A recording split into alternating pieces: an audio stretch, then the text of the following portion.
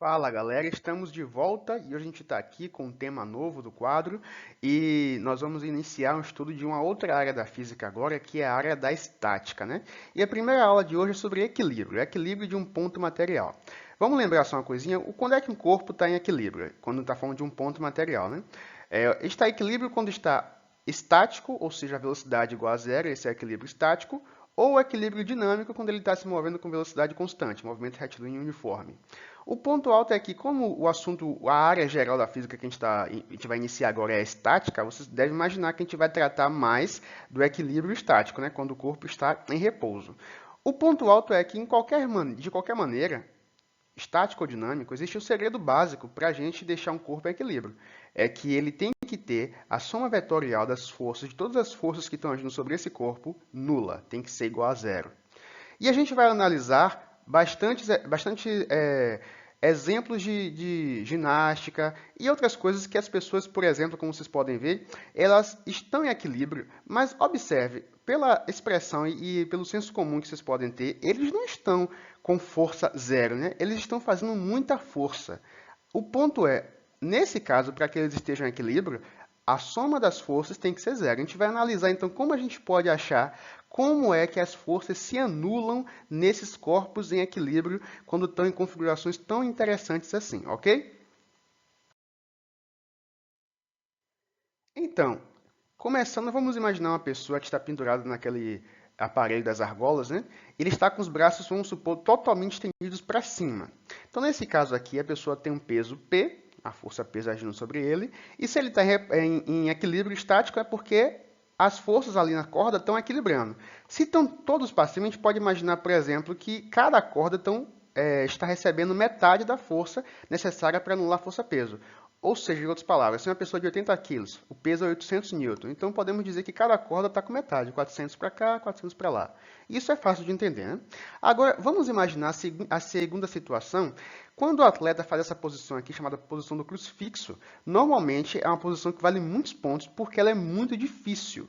Ou seja, a gente pode imaginar que para a pessoa fazer essa posição aqui, ela tem que fazer muito mais força do que ela precisa do lado de cá. Isso significa que, nesse caso aqui, uma pessoa que tem o mesmo peso da de cá, para fazer essa posição, vai ter que aplicar uma força aqui muito maior do que a metade do peso. Esse é o segredo. Aí a questão é, como é que isso é possível então? Por que é que eu tenho que usar mais força para equilibrar o mesmo peso só porque eu mudei a posição? E aí que entra a nossa análise vetorial de um corpo sendo considerado um ponto material. Se a gente for fazer um diagrama, vai ficar assim. E aí que entra a questão ponto material, porque observe que a pessoa tem altura, tem largura, mas quando eu vou fazer análise aqui, eu vou pensar que ela é só um pontinho aqui no meio e as forças estão aplicadas nesse ponto. Então eu não estou levando em consideração o tamanho da pessoa. Por isso que é um equilíbrio de ponto material. E para que o ponto material esteja em equilíbrio, lembrando, as forças têm que ser iguais a zero na sua soma. Vamos lá, então o que é que eu faço? Transfiro as forças para esse ponto aqui, eu faço um eixo e coloco, o peso está para baixo, então eu coloco aqui, tenho essa força aqui, tração 1, que está indo para a esquerda e para cima, eu coloco no lado de cá, né, porque ela tem que sair sempre do ponto, e a tração 2 está indo para a direita e para cima, eu coloco no lado de cá. Fiz o diagrama. Agora vamos ver como a gente pode entender esse diagrama e estudar o equilíbrio dessas forças nesse ponto material. Muito bem, então nós temos aqui esse diagrama do ponto material, nós temos as trações e cada uma, vamos imaginar que cada uma está aberta em um ângulo diferente. Um ângulo θ aqui e o ângulo alfa, tem a tração 1 e tem a tração 2. Como é que eu faço para poder estudar essas forças para ver como elas se compensam?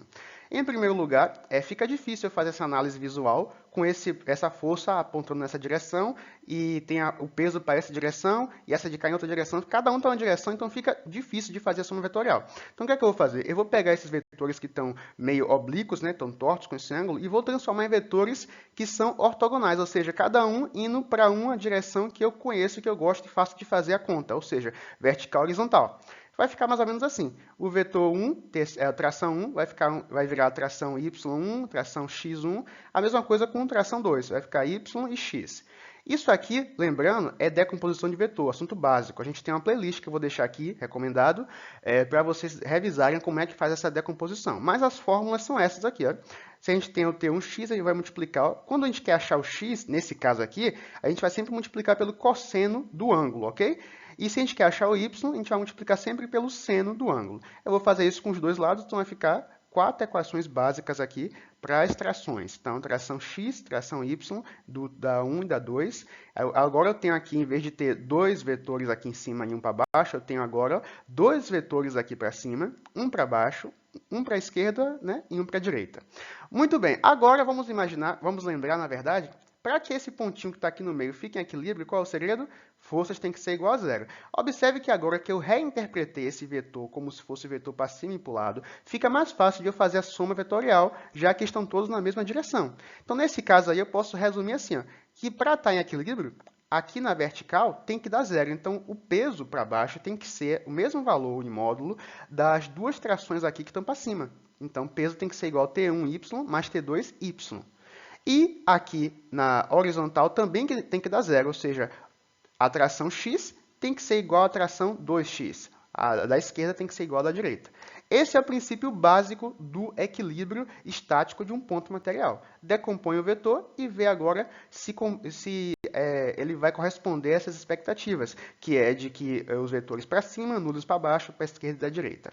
Agora, é bom que a gente também se acostume a usar essas relações matemáticas na equação. Então, essa equação aqui com as relações matemáticas trigonométricas ficaria assim.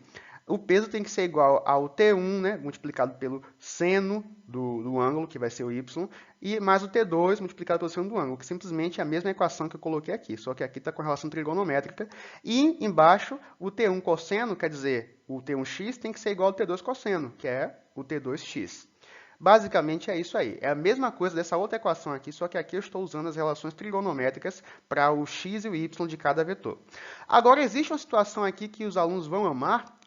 Imagine só quando a questão já te dá isso aqui, ó, dizendo que a tração desse aqui é igual à tração de cá. Então, já te elimina esse problema. Não existe T1 e T2. Já que é a mesma tração, eu chamo só de T. Basicamente isso.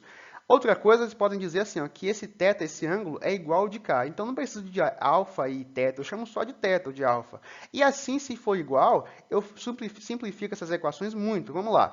De forma que o peso vai ter que ser igual, não tem mais T1, né? Então vai ser T seno de θ mais T seno de θ, ou seja, duas vezes o T seno de θ. Assim, rapidinho, se as forças forem iguais, se a questão te disser que a tração é igual, você pode já ir com essa equação. Ó. O peso tem que ser igual a 2 a tração vezes o seno de θ. E se você tem a tração e quer achar o peso, ou vice-versa, você pode usar também a tração igual ao peso dividido por 2 seno de θ.